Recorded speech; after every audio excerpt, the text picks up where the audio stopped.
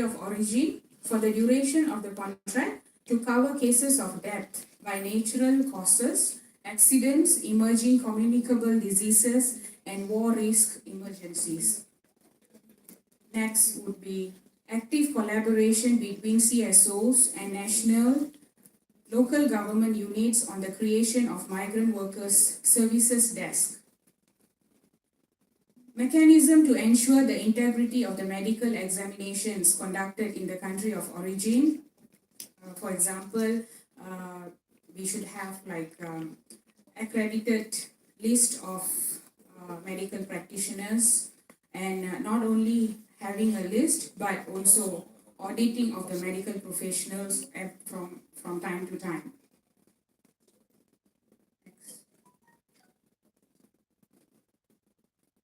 Okay, the next stage, the journey to the receiving state.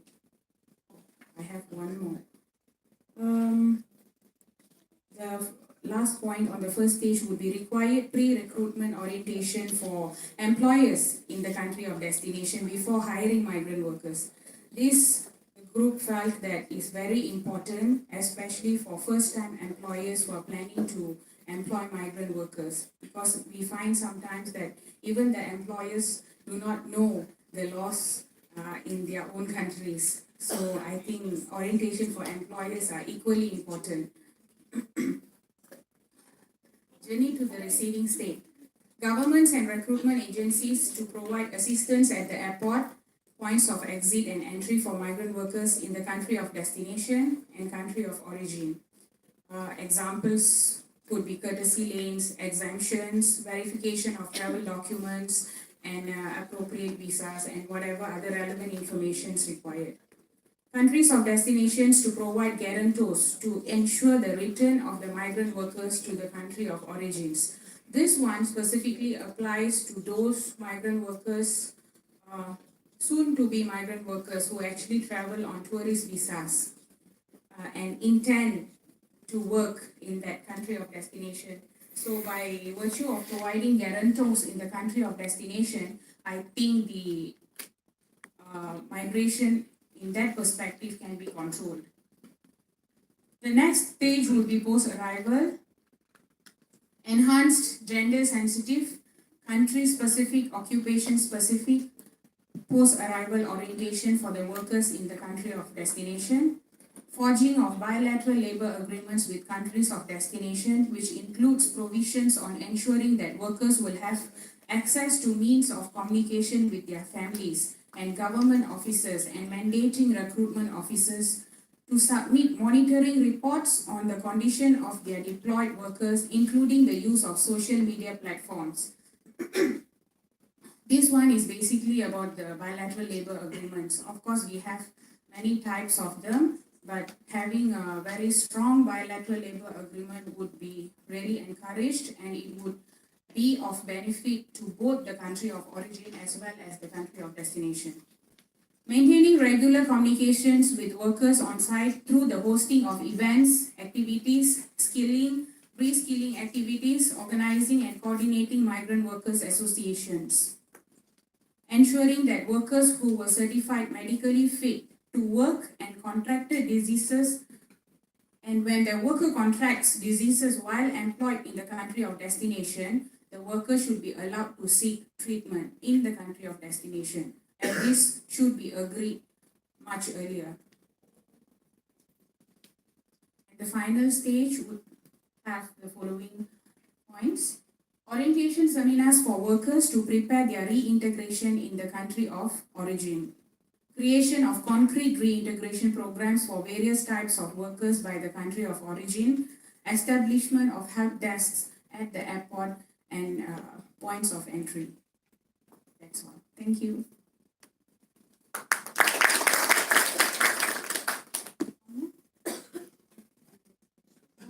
Okay.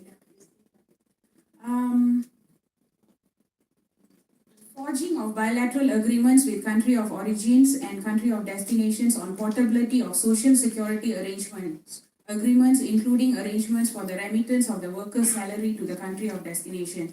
Okay, this is specifically on the social protection aspect, whereby countries, both the country of destination and country of origin, could actually arrange in a way that certain portion or certain percentage of the migrant workers' salary be remitted to the country of destination.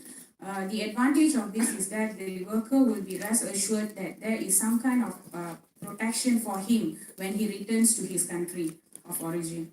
Government to partner with private institutions in the absorption of human resources, returning migrant workers to local industries needing special skills acquired abroad.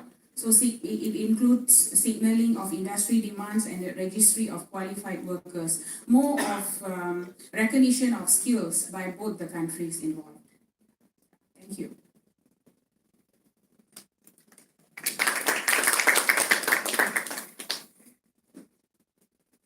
Thank you, Group 1.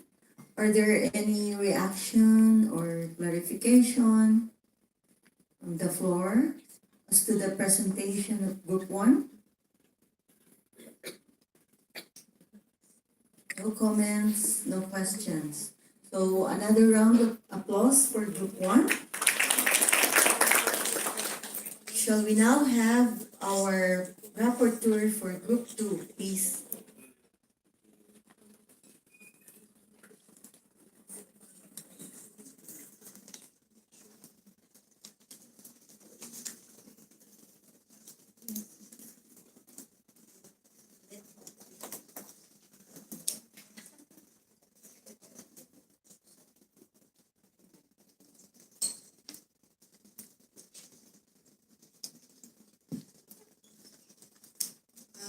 Magandang hapon, good afternoon. I'm Jalen Paklari from the Women's Legal and Human Rights Bureau. So these are the list of concrete steps that we recommended to the private sector, social partners, and other stakeholders.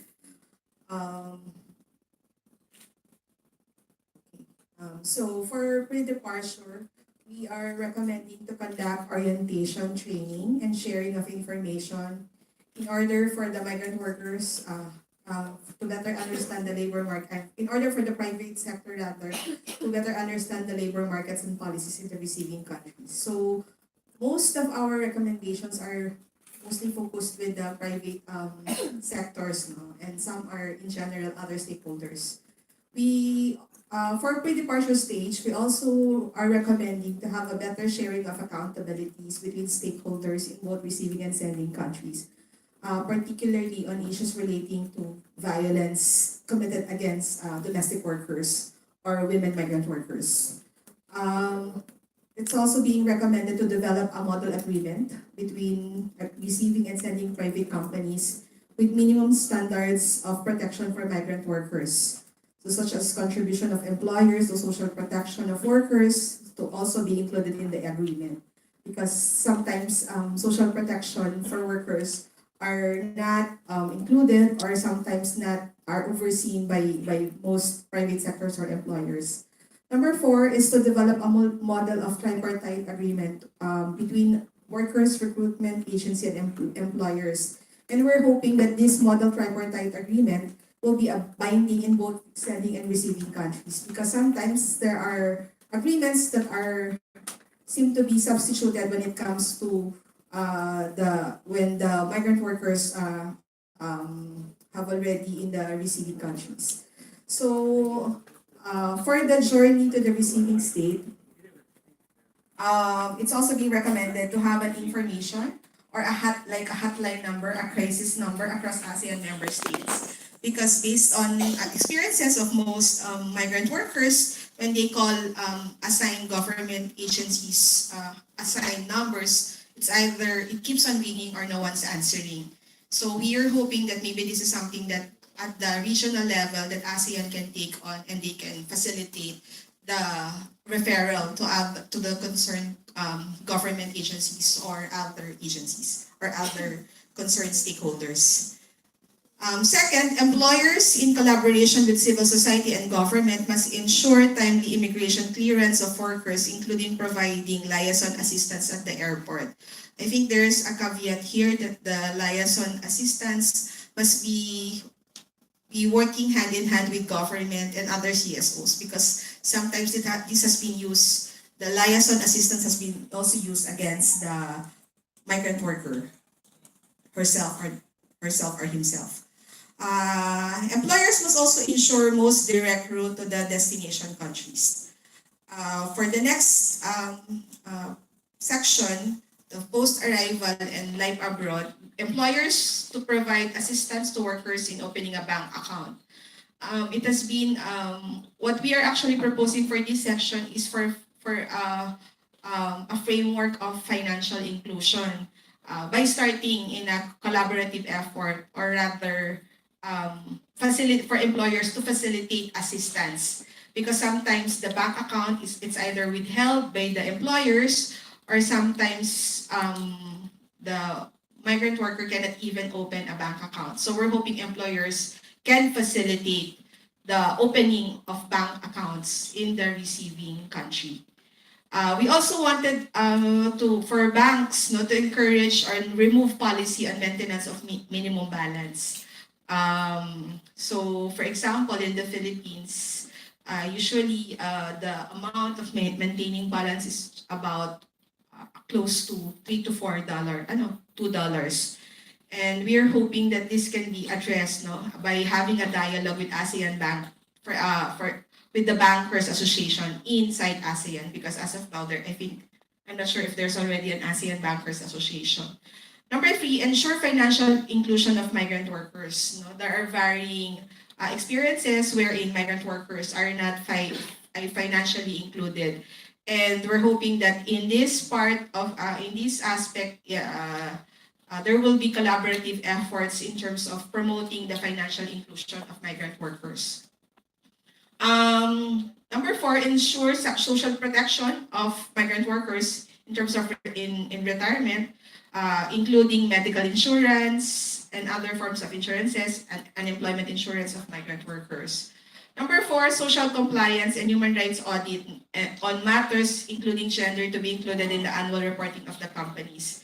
There are a lot of big corporations right now doing their own labor audits and gender audits in terms of their compliance to international human rights standards. And this is something that at the regional level, maybe corporations or private sector can be encouraged, and can be basis for a discussion similar to what we're doing right now as best practices.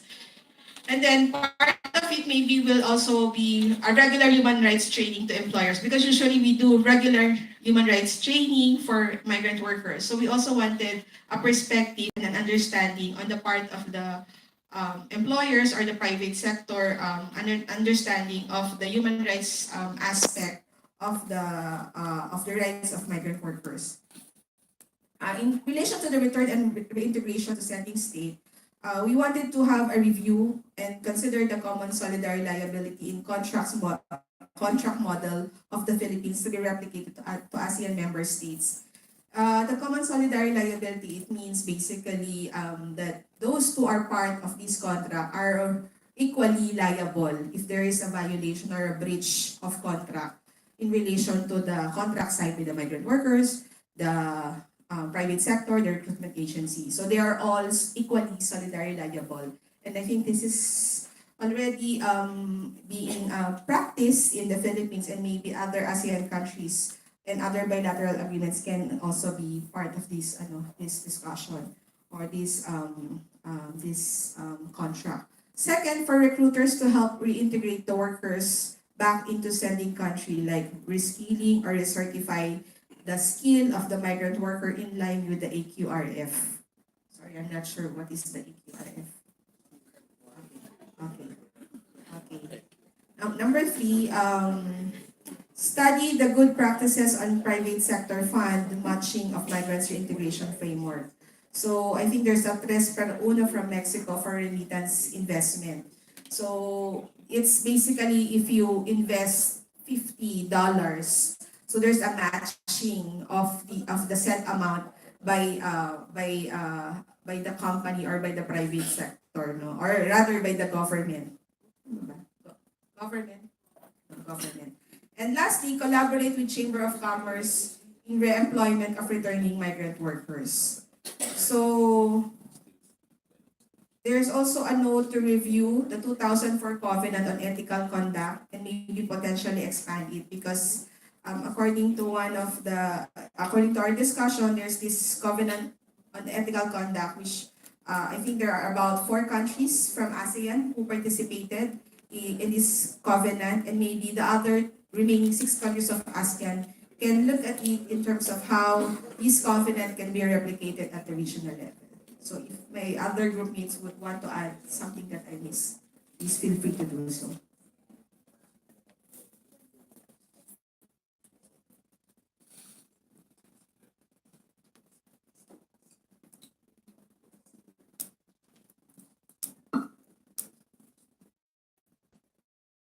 Thank you. Any reaction? Yes, Mr. Rick?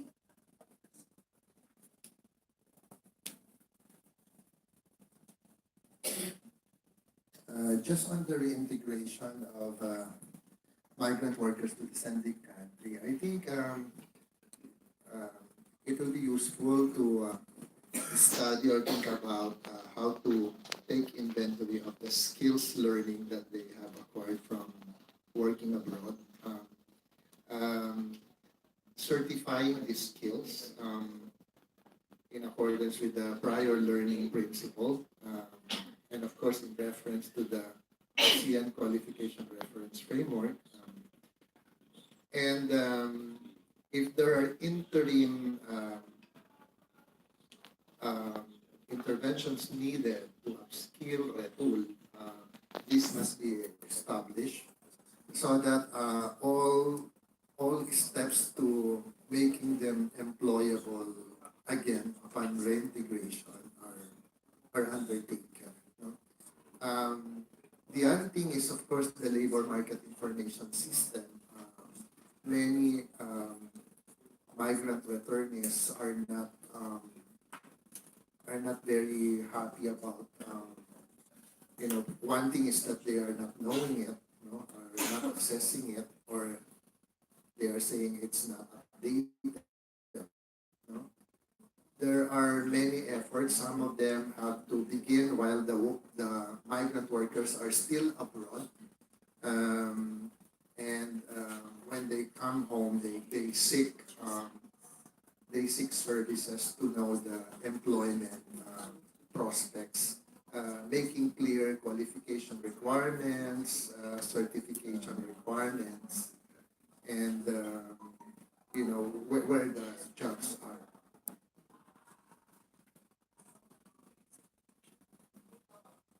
Thank you, Mr. Casco.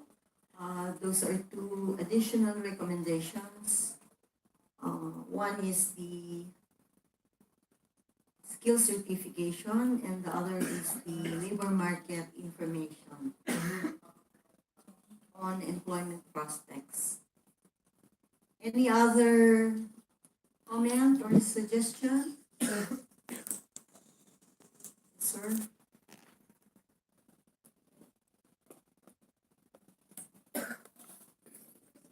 Thank you so much for the floor.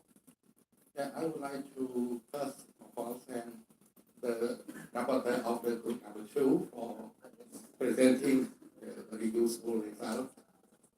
Resulting from the discussion. I'm very interested at one point in her presentation with regard to the creation or establishment of an online to respond to migrant or migration crisis immediately. But speaking from the perspective of law enforcement, I would like to inform the forum participants that with regard to law enforcement, we have, of course, the hotline network across 10 ASEAN member states. We call head of specialist unit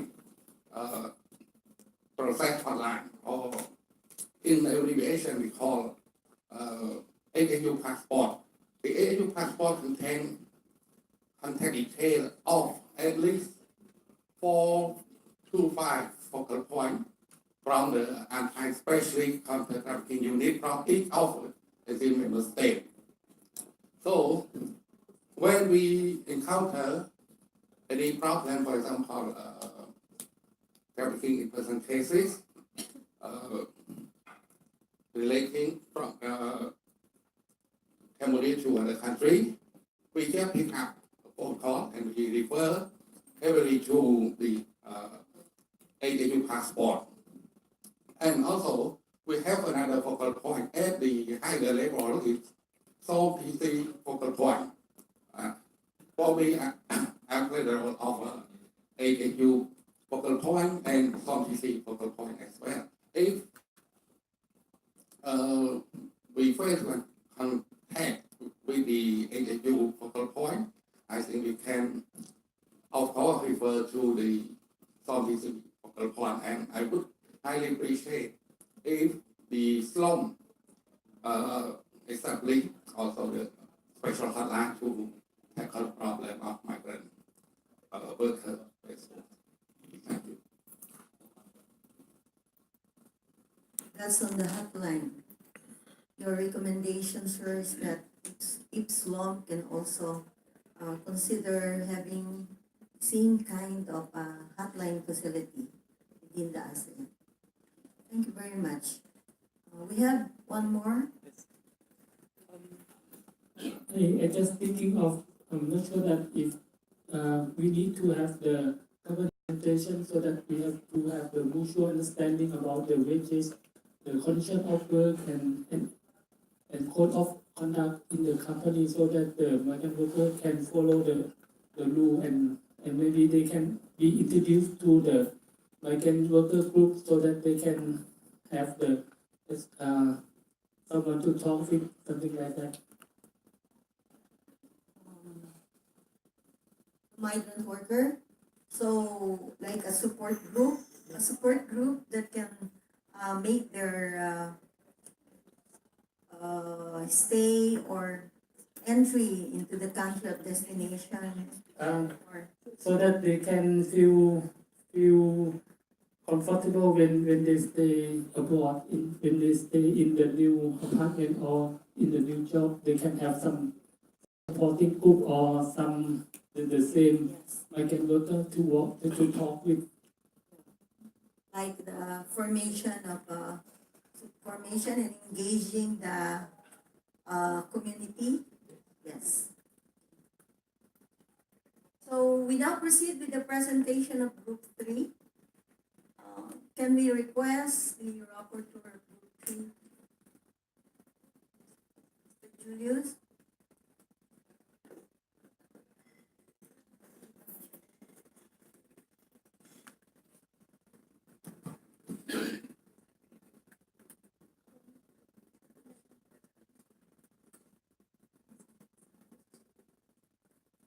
Okay, good afternoon. So I'll read through this very quickly, and hopefully you don't have questions, so we can all go home safely immediately. No, just kidding.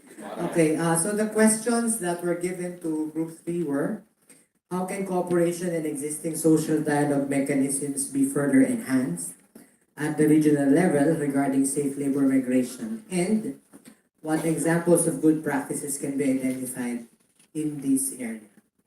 So we tried to answer the questions, and we grouped them into, I think, 8 or 9 sub areas. First is involvement of the right people or inclusivity in the social dialogue. And what does this mean? Participants involved in the social dialogue should be the right people, and the process should be inclusive. Likewise, it should be a conscious effort that whatever action is agreed on, the monitoring of action should be reached with the right agencies and people to ensure progress. Next, establishing or assigning a focal expert approach to be consistent with representation in the social dialogue. Third, social dialogue need not be top-down only. It should strike a balance where everyone's perspective is heard, and the recommendation should be more socialized to the masses. We should touch base with the planners and the technocrats since they are the ones doing the programming so practically those who will be in charge of the budget and then actual implementation of the programs, among others. Legislators and the local government also should understand the debates concerning migration. And at the same time, government should consult CSOs, active migrant groups, unions in the ground to help in the overall protection of workers. And the challenge remains as to how regional dialogue is cascaded into the local level. Thus, regional level dialogue with the local government and other ministries of the government is encouraged. Engaging the private sector meaningfully. This is the second area. We should engage the private sector meaningfully as a key to promote safe migration. With this, we capacitate the private sector about safe migration and how to promote the right of migrants and link them to unions, CSOs, and migrant groups. Private sector, unions, CSOs, and migrant groups should be invited in the regional forum, and that we can use the leverage with multinational enterprises that have already committed to end slavery or have already recognized the fundamental principles and rights of work. The third area is on engaging responsible media. So proactive participation of multimedia, traditional and social media, and gather them together with CSOs and other government as a regular platform to voice migration narratives. Since migration is not only about sad stories but also a constellation of success stories. Media to empower the public with migrant heroism, yung bayani in Tagalog, no? Heroes, migrant workers as heroes. The regional media group can be a magnifying effect to communities where they can set the spark or change the mindset of victimhood perspective in migration, and that providing training with the media so that they can understand the process of migration. Transparency is one thing to achieve in a dialogue. So to improve dialogue, openness is important among stakeholders, and the media plays an important role in effecting this transparency. And then mainstreaming issues in social dialogue. We should not lose. Sorry, what's this? The thematic we should not lose of the integrated plan. Parang may mali. Lose sight. We should not lose sight. Okay, sorry. We should not lose sight of the integrated plan. The thematic legitimization could be an avenue to identify strategies, and the administration should be integrated as a whole of, I think this is whole of UN or whole of government approach, and whole of system approach, and identify social mechanisms distinctly addressing women issues to confront migrant women's issues and involving women's rights groups. Okay, so I hope you understood that because I didn't. Just kidding. Some typographical errors. And then the next area is on maximizing other existing platforms. First is that, of course, one of the major platforms we have at the region is the ASEAN Forum on Migrant Labor. So the group suggested that we evaluate and assess the effectivity of the AFML, how it relates to national plans and the regional plan to promote migrant workers' rights. Second, since the ILO is doing a regular conference in Geneva annually, perhaps if we regularize regional conferences of the ILO, with it should be regular discussions on migration. In some bilateral agreements, there is a provision for monitoring such that union representatives can visit the worksite. And there's a separate, there's another area about that later. And then that the ASEAN consensus has no provisions on follow-up and monitoring. So there was a discussion on the reporting needs to be integrated as regards the consensus in existing social dialogue mechanisms. And then I think one of the participants mentioned that they have forum and conference fatigue. So there are many avenues where we can discuss, and for some, they say it's too much. So we are suggesting that we map the essential social dialogue mechanisms with relation to migration. So, institutions, platforms that are existing, there are many, and so that by mapping, we can situate the value added of dialogues, and if we don't have these platforms. Then ASEAN should spell out all the dialogues. What we need are actionable projects that can be implemented, monitored, mainstreamed, and expanded so that social dialogue could provide results, walking the talk, where the private sectors are the movers, CSOs, unions, and migrants groups are the vanguards, and government laying the grounds for cooperation. So it's also in relation to other multilateral discussions, instruments pertaining to migration. So this is where the relevance of our discussions about the GCM earlier yesterday, no, and other parallel initiatives including the SDGs with regards to migration. At saka in the Colombo process, no, and other processes where there are ASEAN members present. And this one is related to the first point a while ago, labor inspection.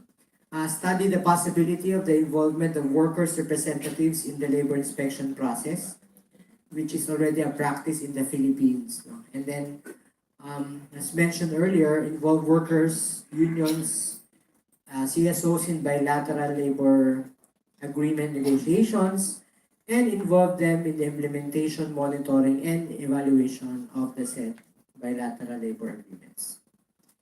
And this is also in keeping with the theme of the ASEAN Forum on Migrant Labor, maximize information technology in the social dialogue system or mechanism. So, where there is an electronic platform, so aside from using resources for face-to-face meetings, which obviously are more expensive, streamline the use of these resources without compromising the objectives, delivery, and results of the plans we have set out in the different social dialogue mechanisms that we have established. And access to ICT of migrant workers can facilitate access to justice. For example, workers can use ICT to report or amplify complaints, no, by text message, by Facebook chat, by Twitter, by Instagram, no, to ensure workers' cases are heard appropriately. Next, in terms of improving content, enhance the awareness of the pitfalls of irregular channels. Thus, we need education on the ground, going down to the municipal, downhill level to speak to the vulnerable groups and potential recruits. And illegal crossing may be due to cultural realities on the ground, government to reflect those realities of actual livelihood and making the policies flexible. For example, making issues of cross-border movement for the fishing sector. And I guess that's it. Thank you very much.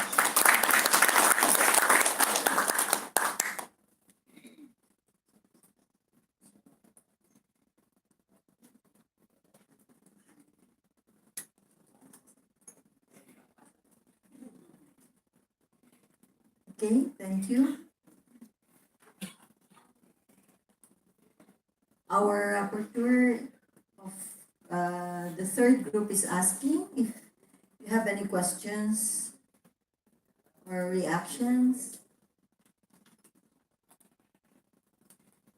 I think that's the advantage of being the last to report. Group 3 was able to come up with a colored presentation, colored slides. Okay, so any comments? So we'll have a commercial intermission. The Secretariat has requested me to convey this message that if any one of you has a change in your flight, or you need to give them other details about your request for transportation assistance in going to the airport, kindly approach them at the registration desk. Because we're hoping that some of you would like to stay longer and somehow contribute to the economy by going farther than the area of Sofitel and appreciate the beauty of the Philippines. Okay. Okay, so we're done with